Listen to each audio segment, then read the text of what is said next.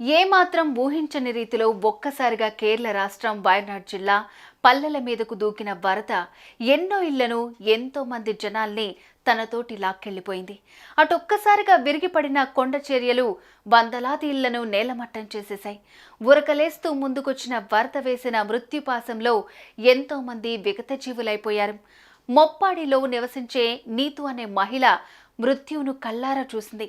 కానరాని లోకాలకు ఏగిపోయింది.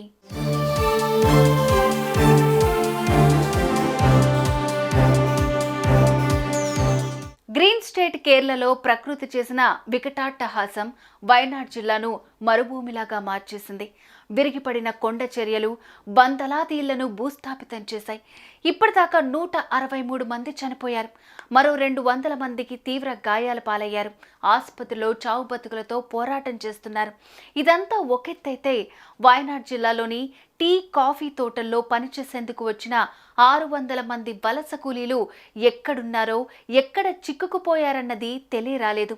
పచ్చటి కొండలతో, మెల్లగా పారే సెలయేళ్లతో నిన్న మొన్నటి దాకా కలకల్లాడిన వయనాడ్లోని పల్లెల్లో నేడు శ్మశాన వాతావరణం తాండవిస్తోంది. ఈ మహా విలయంలో బయటపడుతున్న ఒక్కో విషాద గాథ గుండెల్ని పిండేస్తోంది.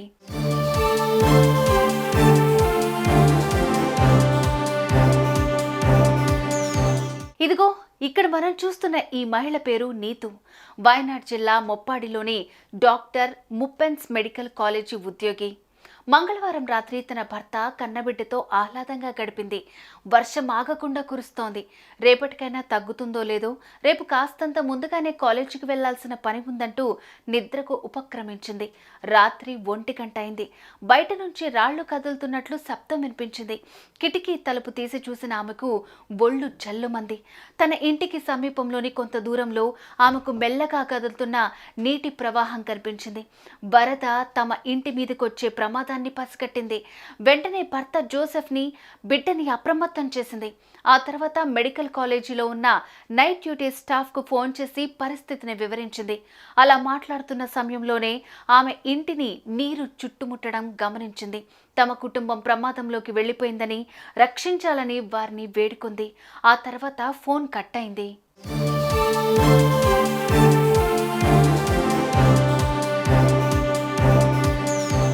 నీరు ఇంటిని చుట్టుముట్టడమే కాదు, అది ఇంటి ముంగిట్లో కొద్దిగా పెరిగిపోవటం గమనించింది.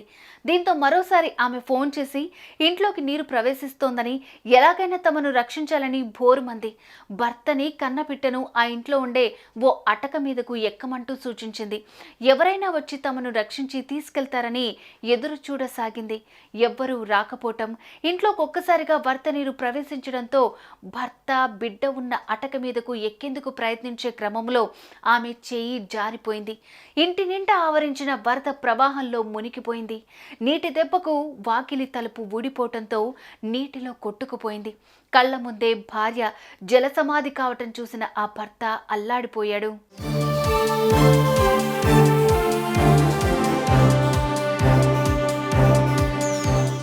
ఎన్డీఆర్ఎఫ్ బృందం సహాయంతో ఓ 2 కాలేజ్ సిబ్బంది అతి కష్టం మీద అక్కడకు చేరుకున్నారు. వారు వచ్చేలోపే జరగరాని ఘోరం జరిగిపోయింది. అలా ఆమె చేసిన ఫోన్ కాల్ భర్తకు, బిడ్డకు ప్రాణభిక్ష పెట్టింది. ఆమె మాత్రం ప్రకృతిలో కలిసిపోయింది. ఒక్క నీతు మాత్రమే కాదు, వయనాడ్ జిల్లాలోని మొప్పడి, మండక్కై, చూరాల్మల, అట్టామల, నూల్ పాజా గ్రామాల్లో ఇలాంటి హృదయ విదారకమైన సంఘటనలు ఎన్నో చోటు చేసుకున్నాయి. సుమారు 6 ఏళ్ల క్రితం కేరళను అతలాకుతలం చేసిన వరద బీభత్సాన్ని మరోసారి గుర్తుకు తెచ్చాయి.